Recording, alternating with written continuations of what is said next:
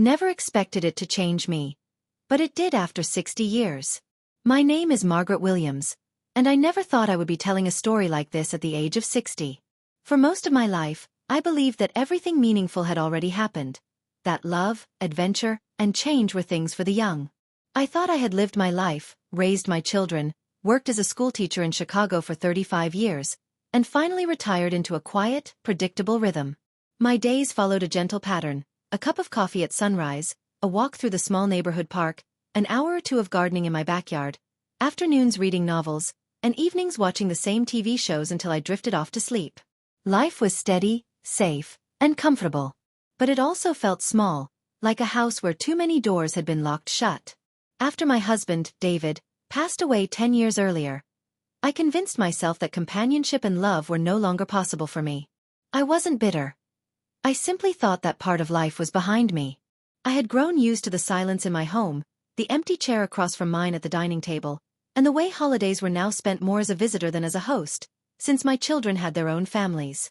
My daughter lived in New York, and my son had moved to Denver. They called often, they cared deeply, but distance and busy lives meant that my home in Chicago had become a quiet place. I thought that was just what aging looked like. But everything changed one spring afternoon. The air was crisp, the flowers in Grant Park were just beginning to bloom, and I decided to take my usual walk along the paths that curved around the lake. I sat down on a bench that overlooked the water, enjoying the breeze and watching the city skyline shimmer in the distance. That was when someone asked if they could sit beside me. His name was Charles Miller. He was 62, tall with salt and pepper hair, and carried himself with a kind of gentle confidence that only comes with age and experience. He wore a simple jacket, carried a paperback novel in one hand, and had the friendliest smile I had seen in years. I nodded, and he sat down. At first, we exchanged polite words about the weather, the lake, the flowers nearby.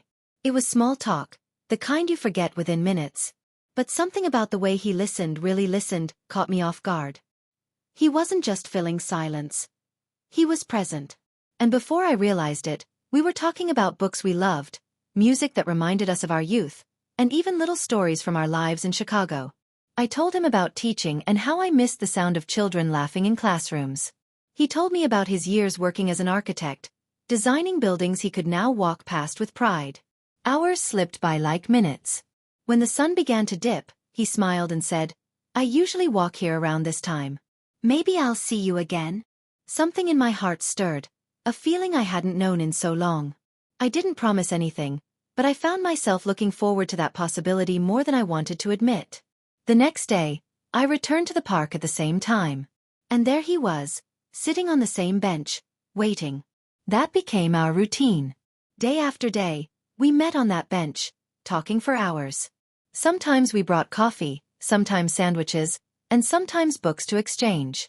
He told me about his late wife, how he never thought he'd find someone who would understand him again. I shared about my own grief, how I had buried myself in routines to avoid the ache of loneliness. There was a comfort in knowing neither of us had to explain the weight of years. We both simply understood. What began as companionship soon deepened into something neither of us expected. One afternoon, while watching the boats drift lazily across Lake Michigan, he said quietly, "Margaret, I never thought life had more to offer me at this age. But meeting you feels like finding spring after a long winter." My heart ached, but in the most beautiful way. I had lived so long believing that chapter was closed, yet here I was, rediscovering what it felt like to be seen, to be cherished, to feel alive again. Slowly, the changes in my life became clear. I started dressing up a little more before going to the park. I laughed more, louder than I had in years. I found myself listening to music again, not just as background noise, but with joy. My days were no longer filled with silence but with anticipation. My children noticed too. When my daughter visited one weekend, she said, "Mom, you look happier than I've seen you in a long time." I smiled, not ready to explain everything, but knowing she was right. Eventually, Charles met my children, and to my surprise, they welcomed him warmly.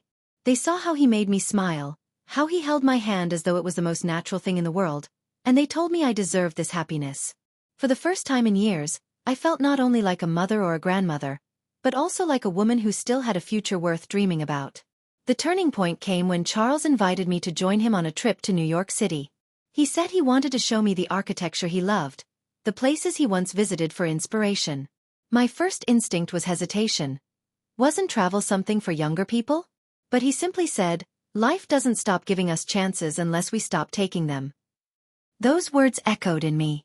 So I said yes. The trip was magical. We walked through Central Park, admired the buildings he had helped design, ate at little cafes, and shared quiet moments that felt bigger than words.